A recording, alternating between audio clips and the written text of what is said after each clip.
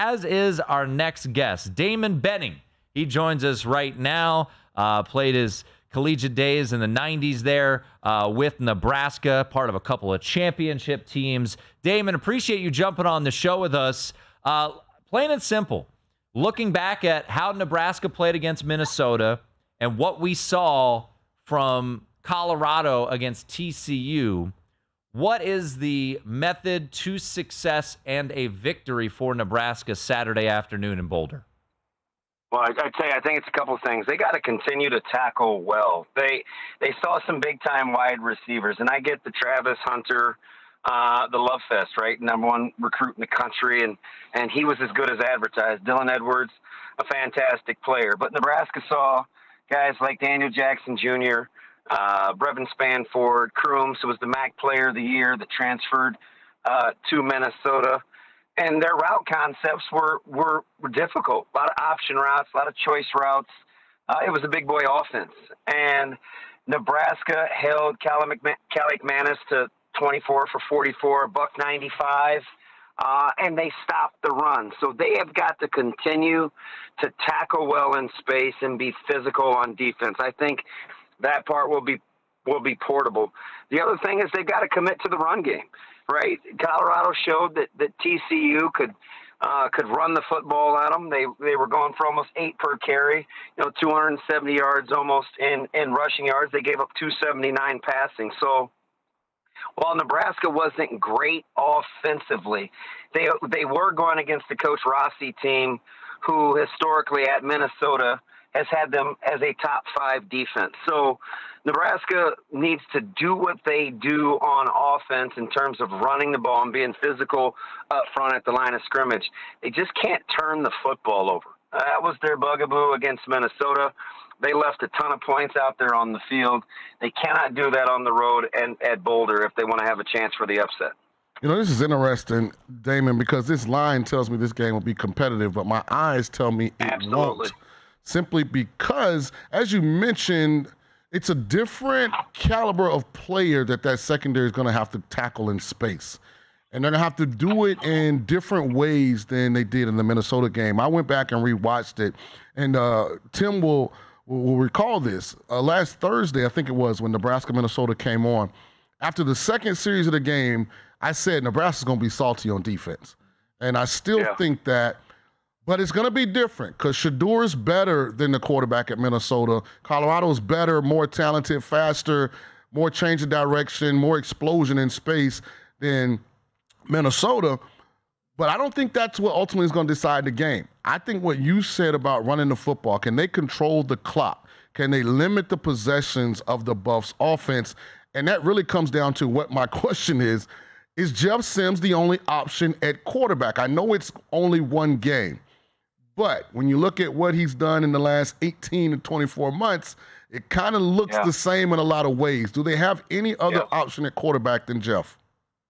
They do, and I think you'll see a couple of different packages just to alleviate the pressure on Sims. They can use Heinrich Harburg. They've got a nice option package. And they can use Purdy, too, as well, the younger brother of Brock Purdy. And not that anything comes with the name other than the opportunity to play quarterback, but Nebraska does have some options. What I think you'll see them change up right away is it may not be so quarterback-centric in terms of the run game, because Sims showed he was a really good decision maker. There were really only 11 design quarterback runs, whether he had a give-keep read, and he was extremely effective. The others were either sacks of the 19 carries or they were scrambles in which he made plays. What Nebraska has to do a better job with Sims is give him quick reads where it is simply either you're reading a number 2, a flat defender, 1 high versus 2 high, 1, 2, 3, get the ball out of your hands. I do agree with you that Colorado may be faster. I'm not sure they have more weapons. And I really believe that. When I look at Brevin Spanford, I look at Jackson Jr., I look at Crooms, those are all going to be Sunday guys. I don't have any problem saying that. And here's the number one difference, in my opinion, between Cali McManus and Shedeur Sanders. Shedeur does not want to scramble in terms of running with the football. He escapes he escapes pressure with his eyes up, looking to make a play downfield. So what Nebraska's got to be able to do is stay attached. Unlike TCU, don't just play man. Those mesh concepts that Colorado like to run at some point should have stopped working. Shedeur Sanders' accuracy was fantastic, but I would have committed more to the pressure game and taken my chances being able to run with Travis Hunter. Now, I get it. It's not just Travis Hunter and everybody else, but when 160 of your yards come on a couple of swing passes to getting the ball to Dylan Edwards in space, I don't know if you can make a living doing that. I'm not going to go as far as to say it's fool's gold because I think Shedeur Sanders is better than Calais McManus.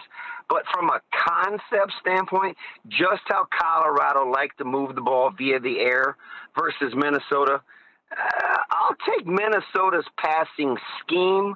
I'll take Colorado's talent. We'll see which one reigns supreme. You know, here's what's interesting. Here's something for you to watch, Damon, as you watch this game. Those plays of Dylan Edwards were when TCU brought pressure. And a lot of times when you're blitzing, you're including the running back in the protection, and it looks like Sean Lewis's approach is to not utilize the running back in pressure, to make him be defended by a safety or linebacker, which he has a speed advantage over. Also, the thing with bringing pressure against them is they throw so much quick game and not the behind the line of scrimmage screen stuff, the actual traditional hitches across the board, slant flat, double slant stuff. So it's hard to get to Shedeur. Yeah, that's a fantastic point. I can tell you've done your homework. Here's my counterpoint to that. When you play the 3-3-5 that Nebraska plays, bringing pressure may still only be plus what I would call plus one. Yep. Or, it may still only be plus one or plus two pressures, meaning you may still only be bringing 5, but you just don't know where they're coming from and still have 6 back in coverage. That's really the difference in terms of how Nebraska will disguise. And plus, with 5 defensive backs, and you'll see them play some heavy nickel, well, they'll bring in another DB and take a linebacker off the field. I'm color me curious. Like, I keep hearing about speed and being in space, but when you're well coached and know what you're doing, you can play fast. So that will be the cat and mouse matchup. Will Nebraska be isolated in space 1v1, or can they plus 1 in coverage? But again, impressive. You've done your homework, right? Like, you will try to isolate guys in space. Can Nebraska protect themselves is what I'm asking. Damon, great stuff. Really Damon. Appreciate it. Enjoy the game. It's going to be a fun one. Yeah, I actually think Vegas has got this right. Just 2.5. Nebraska's going to find a way to make this a one-score game. Wouldn't shock me at all if Nebraska upset them in Boulder. Go to VSiN.com/subscribe to become a VSiN Pro subscriber today.